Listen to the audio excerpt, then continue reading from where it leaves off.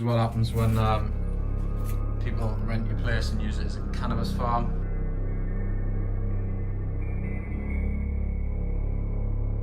It's nice them to carefully put the smoke alarms to one side. The checks were okay. You've just got to keep on top of them, and if anything feels a bit iffy, just walk away. Shocking, right? This was a property that almost became part of my portfolio. Now, full transparency, the deal fell through, but not because it had been turned into a plant farm. The numbers just weren't right for me. However, there was a lesson to be learned from the landlord from this unfortunate circumstances. But before we go on to that, I just want to mention that the show is sponsored by Room 22 Property Club and iPrac. If you want to find out any more information about them, head over to room22propertyclub.com and get yourself signed up for free. And don't forget to like, comment and subscribe if you're enjoying the episode. Now, these type of occurrences for landlords happen more and more than you would actually think, and it's why I do not bother with tenants anymore. There's a question I'm asked frequently, and that's why would landlords let you turn their property into an Airbnb?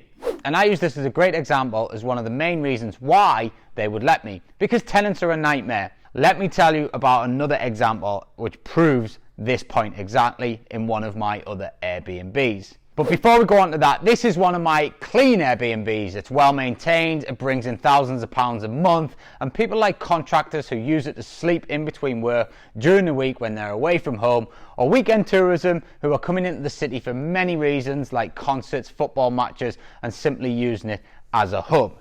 However, let's go back to the house I wanted to talk about. This house is one that I rented to someone who brought 2 dogs uninvited along to stay with them, and by living in the property daily, they absolutely wrecked it. The property looks like it wasn't even clean from the moment that they got the keys until the moment that they were removed and I got the keys back. This tenant was not meant to have dogs. I do not rent to tenants that have pets because the damage that they cause is colossal and it cost me thousands of pounds to repair it. This tenant broke the rules. Not only that, they weren't paying their council tax bills, they weren't paying their electricity bills, and all of a sudden they were racking up a lot of debt. They stopped paying me and I was receiving no rent, and then we had to go into this property to find 2 Great Danes had torn it to bits. Just before moving this tenant in, I spent £8,000 refurbing the property after I just purchased it, put brand new kitchens in, bathrooms, carpets, decorated it, the lot. It looked amazing. But then COVID hit and I decided to take a tenant in rather than run it on short term, and this was the consequence. When this tenant left, not only did they leave me in a lot of rent arrears that they owed and I'll never see because the claim system is crap, but they also left me with another £5,000 refurb.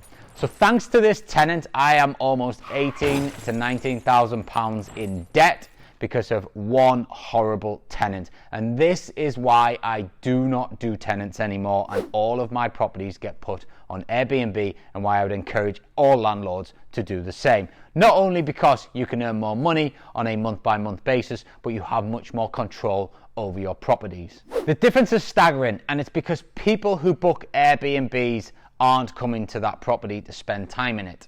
They're coming to that property because they need a bed at night in between the actual reason they've booked it, to experience the city or to come and work within that location. Therefore, the benefit of this is that 99% of the time there's very little problems because they barely use it, and any problems that do occur are covered by their deposit. They then get cleaned after every stay, therefore keeping the property in a maintained fashion, and we've got eyes and ears on the property each and every week, which is so important. With tenants, it's the total opposite. They are calling your property home, and often you're lucky if it's cleaned once a month. They also have an awful lot of rights. Whether you like it or not, you can't simply remove a tenant from your property, and it can take you months if they stop paying you rent.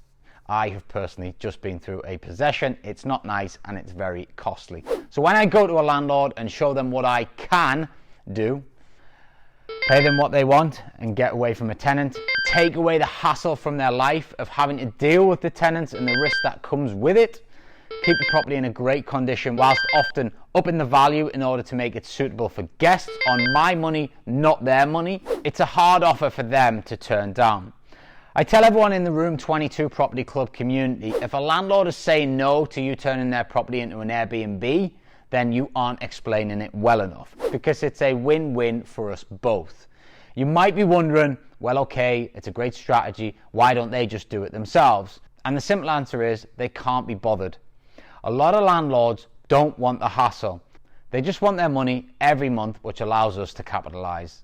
And if you'd like to learn exactly how you can persuade landlords, then check out this video, which is part of my free online, the 30 Days of Serviced Accommodation, which can be found in the playlists.